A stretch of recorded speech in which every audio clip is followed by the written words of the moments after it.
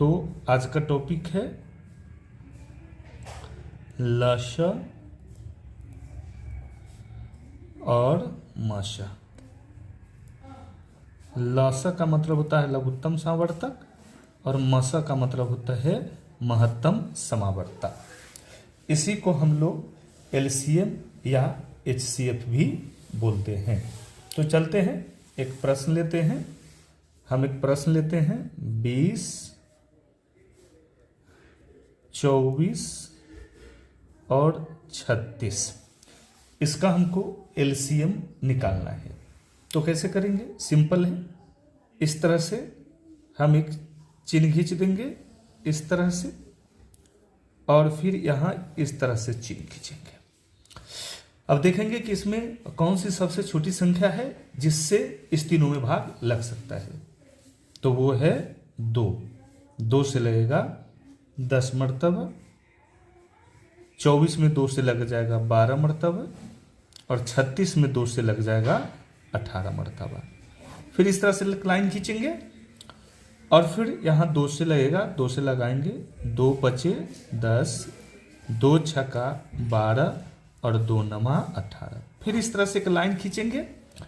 अब इसमें देख रहे हैं कि 2 से लगने वाला सिर्फ एक ही है, 2 तिहाई 6। तो अब 2 से नहीं लगाएंगे, 2 के बाद अब 3 से लगाएंगे, क्योंकि 3 से लगने वाला 2 अंक है यहाँ और यहाँ।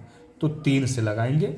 जिस संख्या में इससे भाग नहीं लगे उसको वैसा का वैसा ही उतार देते हैं, 5 ही उतार देंगे। 3 दूनी ये 6 हो जाएगा और 3 तिहाई ये 9 हो जाएगा। अब हम देख रहे हैं कि 2 से लगने वाला एक ही संख्या बचा हुआ है, 3 से लगने वाला एक ही संख्या बची हुई है, और 5 से लगने वाली एक ही संख्या बची हुई है।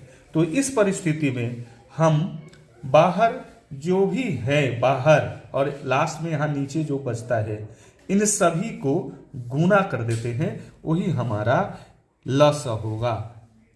लस लघुत्तम समा अपवर्त, या इसी को हम एलसीएम भी कहते हैं। तो बाहर जो जो है इन सभी को गुना कर दीजिए।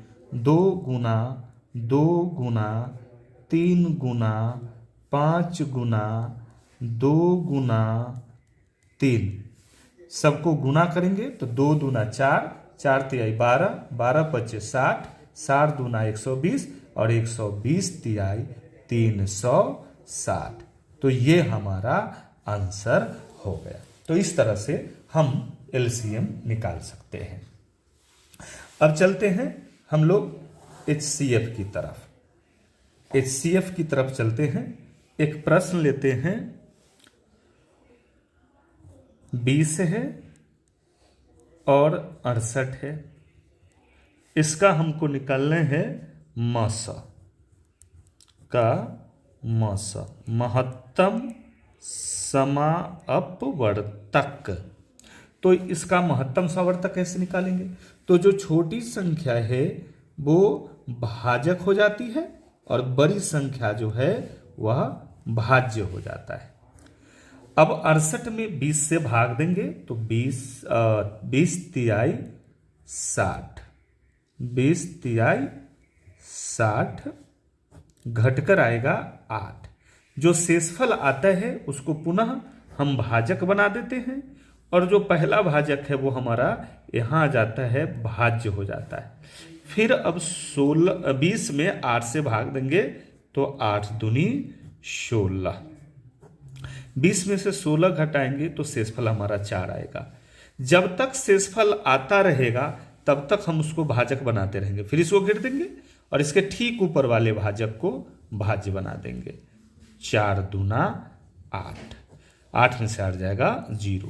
जब शेषफल 0 आ जाए तो ठीक उसके जो भाजक होते हैं वो हमारा मस हो जाता है।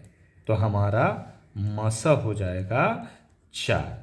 ये हमारा आंसर हो गया। तो बहुत ही सिंपल है लस और मस निकालना। तो उम्मीद है कि आप लोगों ने लस और मस को अच्छी तरह से सीख लिया होगा। तो फिर मिलते हैं अगले वीडियो में, तब तक के लिए जय हिंद।